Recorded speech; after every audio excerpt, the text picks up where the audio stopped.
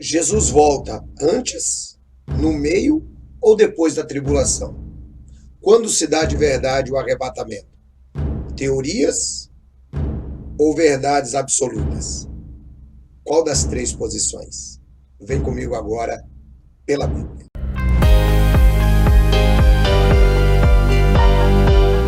Olá a todos! Em nome de Jesus, é um prazer muito grande estar de volta com vocês para mais um programa Pela Bíblia com perguntas e respostas. E aí, professor, está preparado para hoje, professor? Olá, Mauro, que bom estarmos juntos mais uma vez. Já vi que hoje a nossa pergunta ela tem aí uma profundidade. Eu gostaria de saber qual é a pergunta completa e quem é que faz. Muito bem, então vamos à pergunta. Quem fez foi a irmã Cristiane Almeida, ela que é do Rio de Janeiro. A pergunta que ela fez é a seguinte, olha, bem interessante, vamos falar com pausa. Qual a diferença entre pré-tribulacionismo, pós-tribulacionismo e mesotribulacionismo? E aí, professor, perguntinha curiosa essa, hein? Um abraço, vamos lá, vamos à resposta direto pela Bíblia, professor. Bem, para falarmos de arrebatamento e de posições acerca do arrebatamento, primeiro vamos lembrar o texto que trata do assunto, não é? Que é 1 Tessalonicenses, capítulo 4, versículo de 15 a 17. Está escrito: Dizemos-vos, pois, isto pela palavra do Senhor, que nós, os que ficarmos vivos para a vinda do Senhor, não precederemos os que dormem. Porque o mesmo Senhor descerá do céu com alarido e com a voz do arcanjo e com a trombeta de Deus, e os que morreram em Cristo ressuscitarão primeiro. Depois nós, os que ficarmos vivos, seremos arrebatados juntamente com eles nas nuvens, a encontrar o Senhor nos ares, e assim estaremos sempre com o Senhor. Perceba então que a promessa do arrebatamento é bíblica. Talvez o nosso internauta não conheça completamente a doutrina, mas poderá se certificar aqui mesmo no canal Pela Bíblia, onde nós temos um vídeo que só trata do arrebatamento, tá bom? Então agora vamos entender as três posições acerca do arrebatamento da igreja. Vamos definir então a palavra aqui, arrebatamento, né? Arrebatados. Esse texto ele aparece na Bíblia, no livro de 1 Tessalonicenses, no capítulo 4, conforme nós já vimos, e ele tem a ideia de alguém que é arrancado, ele é puxado violentamente. Então isso mostra que a igreja vai ser capturada da terra em um determinado momento. É interessante notarmos, e isso é muito importante, a liberdade da interpretação. Vejam, nós sempre temos falado acerca das doutrinas centrais do cristianismo. Então, uma das doutrinas centrais do cristianismo é a volta de Jesus. Jesus Cristo volta. Nisso, os pós-tribulacionistas concordam, os mesotribulacionistas concordam e os pós-tribulacionistas concordam. O que é que significa cada uma dessas definições? Conforme o próprio nome sugere, pré-tribulacionista tem a ver com antes da tribulação. Mesotribulacionista ou mid-tribulacionista tem a ver com o meio da tribulação. E pós-tribulacionista tem a ver com o fim da tribulação. Bem, embora sejam três posições diferentes, as três posições concordam que Jesus Cristo voltará. As três posições concordam que Jesus Cristo ele vai arrebatar a sua igreja às nuvens e voltará para instaurar o milênio na terra. Então perceba que as posições elas não diferem quanto à centralidade do que a Bíblia diz. Elas têm uma pequena diferença em relação ao tempo. E é isso que a gente vai falar a partir de agora. Por exemplo, o pré-tribulacionista, ele acredita que Jesus Cristo ele volta antes da tribulação. O que significa isso? Significa que Jesus Cristo ele volta antes do aparecimento do anticristo e arrebata a igreja, leva a igreja para o céu. A igreja fica no céu durante 7 anos, nas bodas do Cordeiro, E depois desses 7 anos, a igreja retorna à terra com Jesus para o Armagedon e, por fim, começar o reinado milenar, tá? Então, a visão pré-tribulacionista, ela está ligada ao dispensacionalismo clássico, tá? Essa é uma visão aceita por irmãos que estão na igreja evangélica e é uma visão também aceita por pessoas que passam a estudar o dispensacionalismo. Muito bem. Nesta visão do pré-tribulacionismo, a igreja ela fica completamente distinguida de Israel. Por quê? Porque, segundo os pré-tribulacionistas,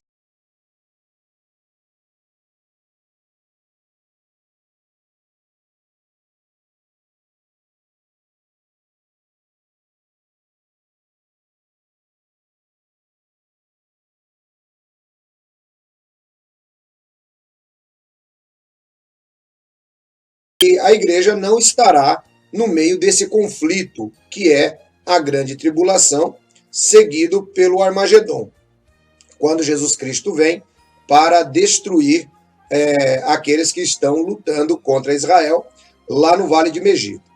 Qual é a base bíblica para os pré-tribulacionistas? Bem, eles utilizam o capítulo 9 de Daniel, onde fala sobre as 70 semanas, e ali fala sobre 69 semanas, e a última semana, ela fica um pouco como que omitida dentro do relato. Então, como que os pré-tribulacionistas entendem isso? Eles entendem que o fato dessa semana não ser tão clara e a igreja não passar, né, pelos conflitos de Israel, eles entendem que é como se Deus tivesse aberto uma lacuna no tempo, de modo que essa semana que fica faltando lá em Daniel, ela se cumpre apenas lá na grande tribulação, sendo a tribulação de 7 anos, tá? Onde a igreja não estará na terra e haverá todos aqueles rumores, todas aquelas catástrofes, tudo aquilo que Jesus Cristo disse lá no livro de Mateus e também aparece lá no livro do Apocalipse. O pré-tribulacionismo, ele utiliza-se de um argumento alegórico, por exemplo, ele diz que a igreja, ela só aparece até o capítulo 3 do Apocalipse. E do 3 em diante, ela não vai aparecer a não ser depois do Armagedon. De fato, é uma interpretação alegórica e que não cabe. Por quê? Porque os 3 primeiros capítulos, né, do Apocalipse, eles são literais. Ali João está escrevendo às 7 igrejas da Ásia. É por isso que a palavra igreja ou eclésia aparece ali. E no restante, João mostra a história desvendada sobre toda a humanidade. Então, não parece possível este argumento. Um outro ponto interessante é que eles dizem que o fato de não haver condenação, né, citando Romanos, capítulo 8, versículo 1, para aqueles que estão em Cristo, diz que não poderão passar pela tribulação. É um texto que também não corrobora. Depois eles pegam Apocalipse, capítulo 3, versículo 10, uma palavra de Jesus à igreja de Filadélfia, dizendo que aguardará da hora da prova. E assim, eles utilizam esses textos, né, assim como também 1 Tessalonicenses 1,10, onde diz que nós não fomos destinados à ira.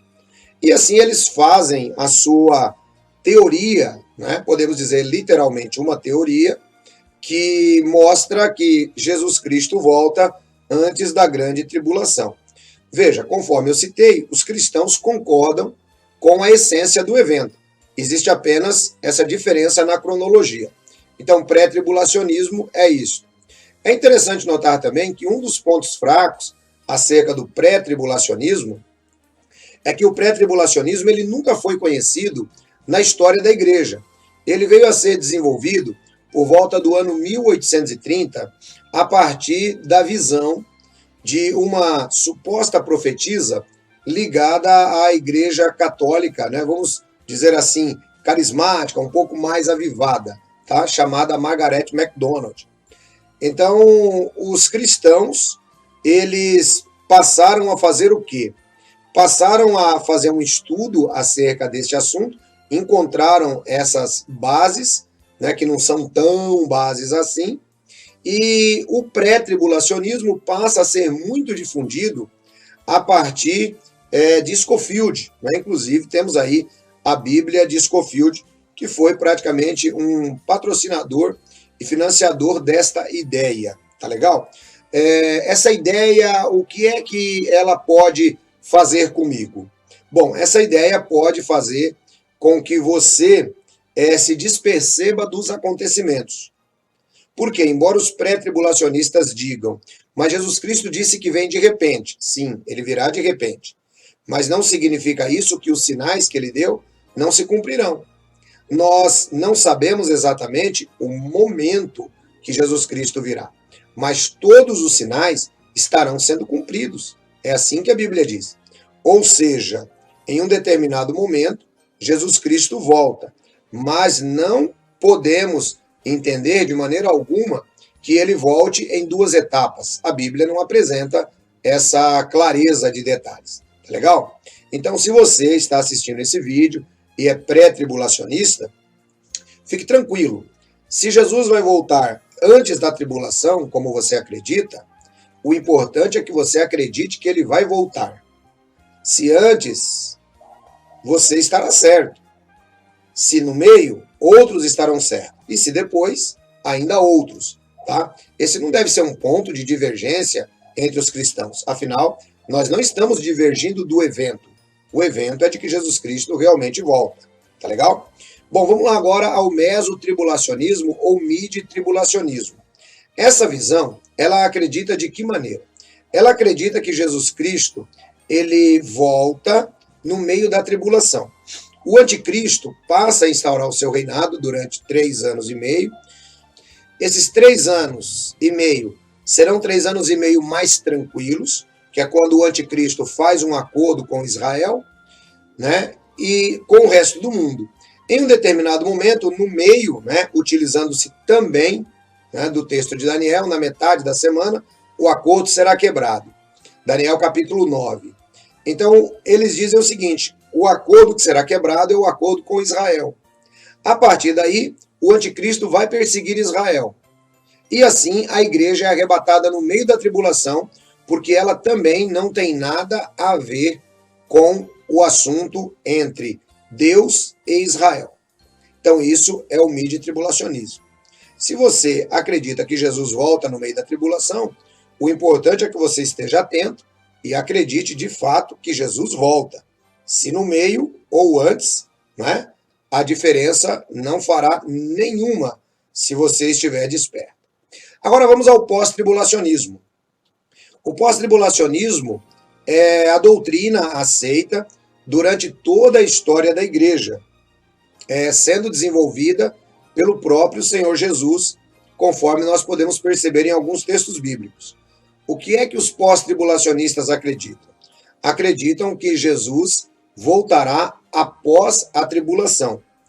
Durante o período da tribulação, o anticristo se manifestará, perseguirá a igreja, perseguirá Israel e, no final da tribulação, ele se volta contra Israel, sendo necessário, então, a intervenção de Jesus, conforme está escrito lá no livro de Daniel, no capítulo 12, né?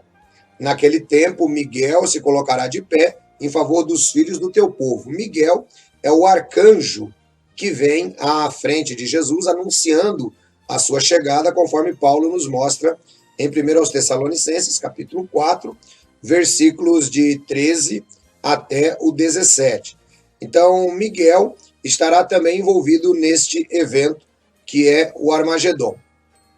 De modo que alguns textos bíblicos são muito fortes, e é por isso que começa a ideia aí, né, mostrando que o próprio Jesus, ele ensina o pré-tribulacionismo.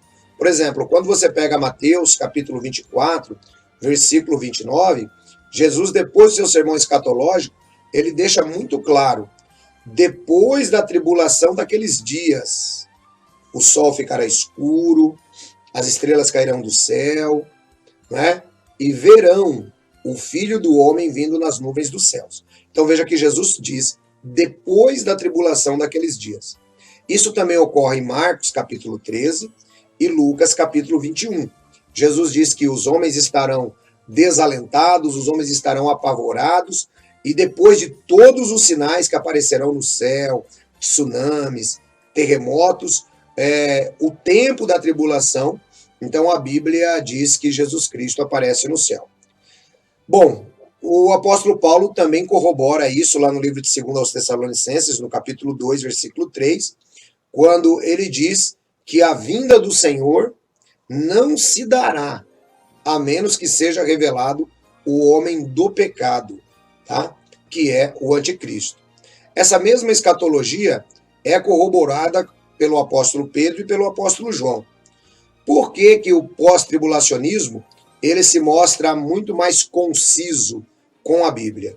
Porque a volta de Jesus Cristo na Bíblia, ela não pode ser dividida em duas etapas, como dividem os pré-tribulacionistas, né? Logo no início e depois a volta de Jesus 7 anos depois. Ou os mesotribulacionistas, o arrebatamento no meio da tribulação e a volta de Jesus 3 anos e meio depois. Não, a Bíblia não sustenta isso. O apóstolo Paulo, lá no livro de 1 Coríntios, no capítulo 15, a partir do versículo 50, ele diz que nem todos seremos mortos, mas seremos transformados num abrir e piscar de olhos ao tocar da última trombeta. Então, o que é que os pós-tribulacionistas entendem? Entendemos que Jesus Cristo, ele volta no final da tribulação, será difícil para a igreja, mas a igreja vai passar. Uma prova disso é que existe uma grande multidão, lá no livro do Apocalipse, capítulo 7, versículo 9, que João pergunta, quem são esses e de onde vieram? Estes são os que saem da grande tribulação. Então veja, as pessoas estarão sendo salvas na grande tribulação, haverá pregação durante a grande tribulação, tá? Então nós não podemos de maneira nenhuma confundir. Um outro detalhe interessante aqui, que nós podemos analisar acerca da igreja passar pela tribulação, é que, embora muitos vão morrer durante a tribulação, essas pessoas terão a sua ressurreição garantida logo na volta de Jesus, conforme o apóstolo Paulo nos mostra. O livro de Apocalipse, no capítulo 6, versículo 11, também mostra que as pessoas estarão aqui na terra durante a grande tribulação, sendo mortas pelo anticristo, pelo nome de Jesus. O Apocalipse, capítulo 13, também nos mostra que aqueles que não aceitaram a marca da besta são aqueles que fazem parte da igreja do Senhor Jesus, indicando que ao anticristo foi concedido travar guerra aos santos e vencê-los, né, durante 42 meses. Portanto, é interessante notarmos que a visão pós-tribulacionista ela tem um apoio muito mais conciso nas Escrituras. Mas, conforme eu disse, o que é que nós devemos interessar nesse aspecto? Nós devemos prestar atenção e nos interessar que Jesus, ele voltará, seja antes da tribulação, seja depois da tribulação, seja no meio da tribulação. Cabe a nós seguir as palavras do Senhor Jesus. Mantende-vos vigilantes. É muito interessante que dentro da igreja do Senhor, as pessoas têm essa liberdade para pensar naquilo que é periférico em relação à doutrina, embora não mudem a doutrina em si. Tá bom? Deus abençoe vocês, um grande abraço, fiquem todos na graça e na paz de nosso Senhor Jesus Cristo. Até o nosso próximo encontro, pela Bíblia, perguntas e respostas. Uma salva de palmas para Jesus, que maravilha! Tá aí, gente, olha, agora a gente compreendeu mais esta, né? Mais essa que sem dúvida foi uma perguntinha difícil, mas tá aí explicada, a Bíblia explicando pela Bíblia. Lógico, você que ainda não se inscreveu, vamos fazer o seguinte, que tal você se inscrever agora? Se inscreve aí, vai lá, se inscreveu? Acionou o sininho agora? Isso, acionou o sininho? Agora dá aquele like show de bola pra gente continuar cada vez melhor, alcançando muito mais pessoas aqui pelo YouTube. Seja você também portador de luz.